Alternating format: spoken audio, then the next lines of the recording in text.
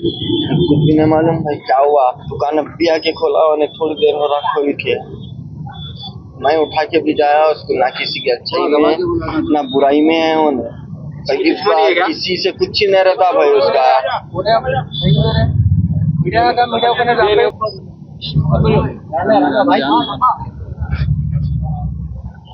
क्या उम्र थी माजिद की? 27। अभी 1 घंटा हो रहा हो भाई खोल के। जुम्मा था, पानी वानी खा के कुछ नहीं था, किसी के बीच में ही नहीं था उन्हें। ना किसी से बात करता था ना कुछ। धब्बे से टाइम हो गया, गया घर को, खाया, सो गया। ये पानी का डब्बा उनका ही था ये? हाँ उनका ही।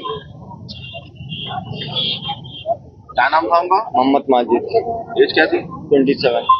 क्या टाइम पे हुआ मालूम नहीं। अभी 1 घंटा हो रहा था, 1 घंटा 1.5 घंटा हो रहा डब्बा खोल के। आपके यहाँ पर मैं सो रहा था, बच्चे आए कस्टमर घर पे, ऐसा ऐसा हुआ बोले, भाग के आया मैं अभी। हमारे 2 जने थे कहते, एक जना टकला था कहते, एक जना पिंक टी शर्ट पे था कहते। 2 जने कुछ नहीं, मैं देखा ही नहीं अभी, कुछ मालूम ही नहीं मेरे को। कहाँ पे मार पड़ी? यहाँ सर पे। कैसा? चाकू से। हॉस्पिटल।